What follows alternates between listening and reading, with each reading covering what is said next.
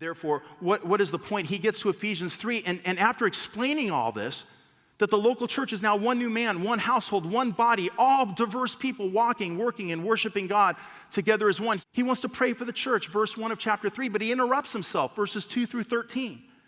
And he says, but let me remind you that I wrote you a letter in the past. Maybe some of you read it, he says. But it was a letter that explained all of this in much greater detail. And it talks about the mystery that was delivered to me in these days that the prophets longed to look into and understand. They longed to know what the mystery of Christ was, but it's only been delivered to me in these latter days. And what is the mystery? That's the question. You know, you stop anybody on the street, Christian in the church, Dallas Seminary, I've done it many times. What's the mystery of Christ in Ephesians 3? They all say the gospel. You know how redemption occurs and atonement and all that stuff? That's the wrong answer. He tells you what mystery is he talking about, chapter 3 and verse 6. To be specific, he says, the mystery is that Gentiles are to be one with the Jews in the church. That's the great mystery prophets long to understand was the church. And not just the church, but a church where all people walk and work and worship God together as one. So that the gospel of Jesus Christ is wonderfully displayed to a lost, diverse, and dying world.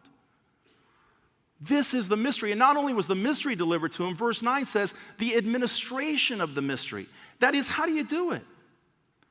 How do you actually live with all this diversity? And how can you be a church for all people when it's so otherwise natural just to be with people like you? It's like Francis said this morning, I've said it many times. When I signed up for this thing, I had no idea it was about living in the natural. I thought it was supposed to be about living in the supernatural.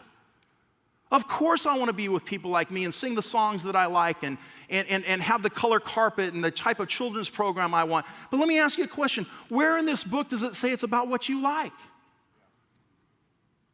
I thought it was about aligning ourselves with the vision of Christ for his church, not trying to get the church to fit our vision. It's not at all about us. It's all about him and all about the gospel. Why? So that, chapter 3, verse 10, so the manifold wisdom of God will be revealed and his glory displayed through the church. This kind of church, don't miss that. The multi-ethnic church. Verse 18, so that we might be able to share or to comprehend with all the saints. By the way, all means all, and world means world. Did you know that? So that we might, in and through the local church, be able to comprehend the height, the breadth, the length, the depth of God's love. You know, in the white church, maybe we got the height of God's love. The black church, they might have the depth. The Chinese got the width. See, he wants us to get it all. He wants you to understand the breadth. It's like a prism. You're just always looking through one channel of that prism. You just see one, but you start spinning that prism. It's amazing. It's a manifold wisdom. The very word means very colored in the Greek. This is what this whole book is about. It's why it's my favorite book, by the way. And then I love this verse, chapter 3, verse 20.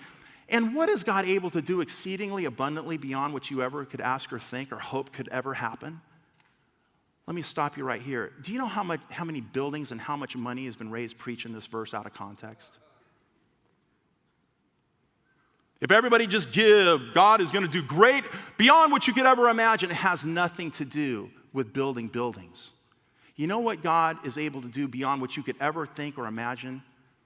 Is make a Jew and a Gentile sit down and walk and work and worship God together as one in and through his church for the sake of the gospel.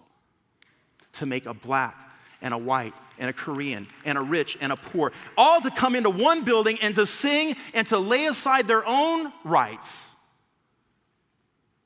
The same guy tells us in Philippians, it's not about you, remember? Do not merely look out for your own personal interests, but also for the interests of others.